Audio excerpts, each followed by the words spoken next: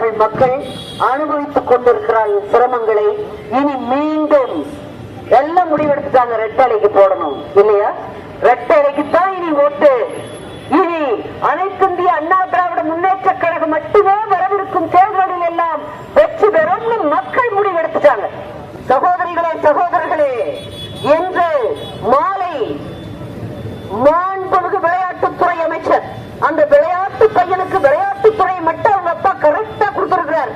அந்த பையன் பேசினார் பாருங்க, தன் வயதில் தன்னுடைய அரசியல் அனுபவம் கூட, அவரோட வயது கூட வயது இல்லாத ஒரு பையன், ஒரு சின்ன பையன் எங்கள் பொதுச் செயலாளர் எடப்பாடியாரை பார்த்து அவ்வளவு கேவலமா, அதை என்னால சொல்ல முடியல, அவ்வளவு கேவலமாக ஒரு நல்ல குடும்பத்தில் பிறந்தவன் அப்படி பேசி இருக்க மாட்டான்.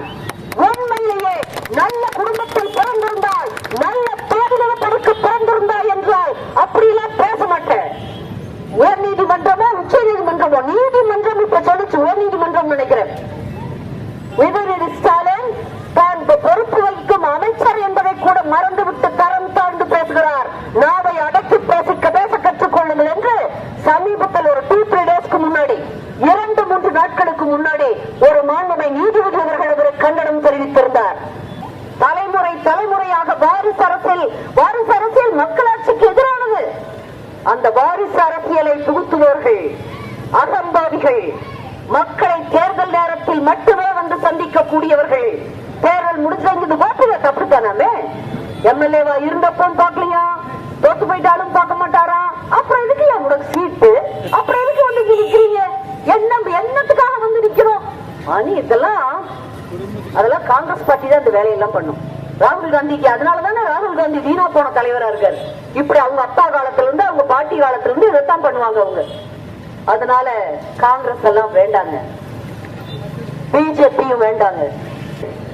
ஆளும் மத்திய அரசை ஆளும் பாரதிய ஜனதாவும், இங்கே மாநில அரசை ஆளக்கூடிய திராவிட முன்னேற்ற கழகமும் இந்த தமிழ்நாட்டுக்கு, தமிழ் இனத்துக்கு எவ்வளவு துரோகம் செய்தார்கள், செய்து கொண்டிருக்கிறார்கள் என்பதை பற்றி ஏதோ புரிதர் நினைச்சுக்காதீங்க. மாண்புமிகு பிரதமர் அவர்களே, அவரும் சரியில்லை, அவரும் நமக்கு எதிரானவர். திருக்குறளை கஷ்டப்பட்டு ஆர்டிபிஷியல் இன்டெலிஜென்ஸை யூஸ் பண்ணி பேசுவார், நடிப்பார்.